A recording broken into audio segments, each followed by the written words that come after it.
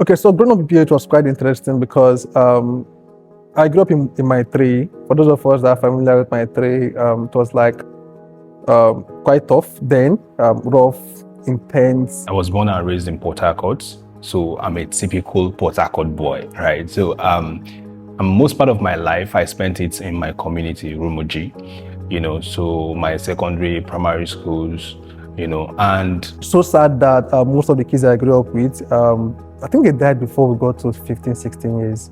So it was that terrible. Growing up, I thought I was going to make it through music. Yeah, I used to rap, I used to do reggae, I used to do R&B. He sang this very interesting song then. Jay-Z, Forever Young. He loved that song. He was just singing Forever Young, I wanna be. I was like, this guy, your voice is so nice, man. Like, a very nice voice. But like, guy, you're very talented. I always felt, I felt that he was going to be a musician. I don't know. How I met Mr. Chimene was, that was my JS1. We went to the same school. Went to the same secondary school from JS1 to SS3. He was a day student while I was a boarder. We both loved mathematics. Either further maths or mathematics or so, where they taught that topic in class and we literally solved the entire exercise together, so it was that moment we became a little bit closer, and we also had a very good experience or time in their hostels. I don't know if he did further maths, but there were a couple of things that brought us together. And I think he was sitting behind me. So SS1, SS2, I had the seatmate then, Bright Nkpa, and then his seat was behind mine. So most times we'll just come together, talk about stuff, science, and just do crazy stuff, right? So that was how I knew him.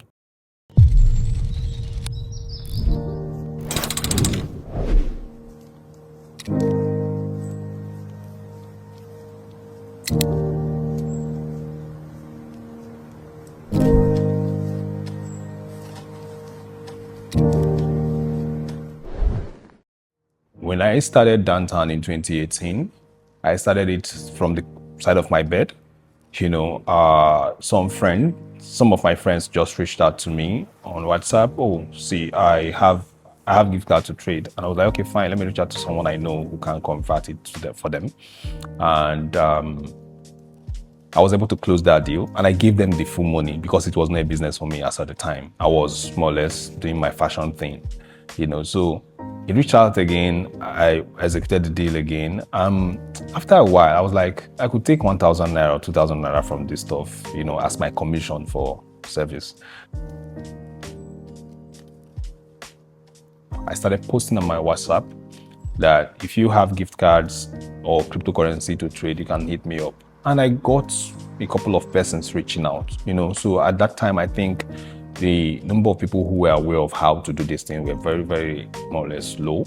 So that was how I piqued interest, Then I went on Facebook. I messaged everybody I know on Facebook. Everybody.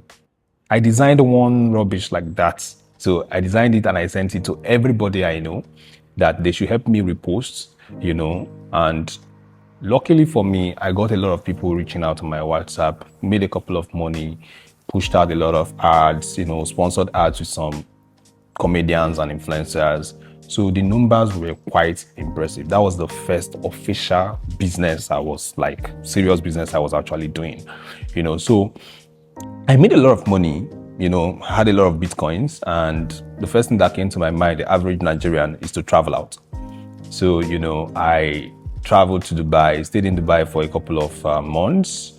But the life there, the business, and my purpose was not in alignment. So I was like, I need to come back to Nigeria and see if I can rebuild this business to become bigger.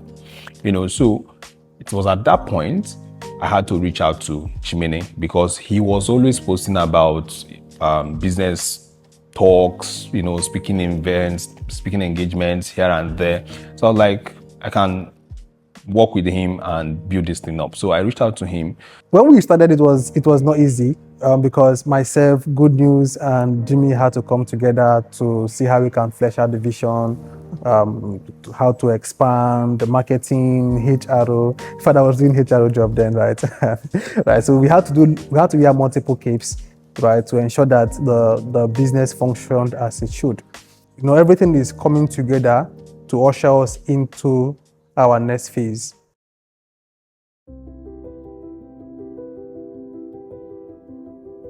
Why did we stay back building in Port Harcourt? So at some point in our journey, we considered moving to Lagos. Honestly, we did, because we're like, Lagos is the market. Lagos have the advantages. Lagos have the network. Lagos, at that time, we were all we got. At that time, Port Harcourt was where we knew people, where we can connect, where we can, find our way, can figure things out. So that's one major reason why we stayed back. We learned a lot. We failed, we learned, we pivoted. And we noticed that at every point we failed and pivoted, we saw growth. That was how we actually grew, right? So at this point in time, we are now serving hundreds of thousands of customers, processing hundreds of thousands of transactions every month. At the same time, we have used the best of resources available to us to make the most impact. And I'm happy today because as of today, Dantown is the biggest crypto exchange from Port Harcourt. We look forward to what tomorrow holds.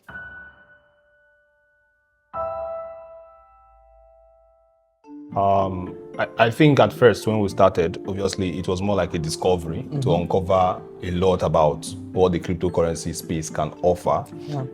At that phase, it was basically, some persons have Bitcoin, they want to convert it to pay NGN, But over the period, we've uncovered that this thing is more than we can actually imagine. Yeah. It covers global financial access. It interconnects Africa, which has been a very big challenge, in the African markets operations. And then also for the users, it serves as a means for investment. It can also serve as a full-time occupation for those who are day traders. So there are actually a lot of opportunities, and somebody has to uncover these opportunities. And then, of course, because we are in this space, we believe we are the right people. In fact, we are the right people to uncover these opportunities and put it in the hands of our users, So that's basically part of the reasons why we started. And then I also think that this time is a very important time in the world. First of all, we are seeing that the world is now a global village. So exactly. Social media has connected us. So before now, you be in Africa and you'll be daydreaming, reading books about Europe and stuff like that. But now you get to see Europe every day. Yeah. You get to see the world every day via social media. And finance should not be separated too. It should not be different. Exactly. So virtually should have access to everything that involves global finance. With what we are trying to offer, right, in Nigeria, you can actually have access to global financial services. The DOM account thing, it's even still present. If you want to open an account today, it's as if they want you to bring your blood sample, literally bring your grandfather's name and stuff like that, right? So somebody has to revolutionize this stuff. Somebody has to engineer that for Africans. Somebody has to engineer that for Nigerians. Everything just simplified. So who are we bidding for? We're bidding for virtually everyone that needs a global service, right? So from the crypto traders in Nigeria down to in other African countries, to the remote workers that want to receive payouts, to the travelers that want to actually spend in local currencies wherever they find themselves, to people that want to settle their partners outside their region. And the good thing is that we're doing it from Port Harcourt, right? People always ask us, why Port Harcourt? Come on, why not Port Harcourt? That's the question I always ask myself. Yeah, we know that Lagos is the financial capital of Africa, but we also feel that we can also do a bit from here too, and we get to compete with global companies from Port Harcourt also. So it's a beautiful thing, and it shows us that our dreams are valid, that it's not a function of where you find yourself, but wherever you find yourself, you can still actually add value to the ecosystem. Yeah. Why not Port Harcourt? Why not Port Harcourt, right? So we are building from Port Harcourt to the globe, right? So yeah.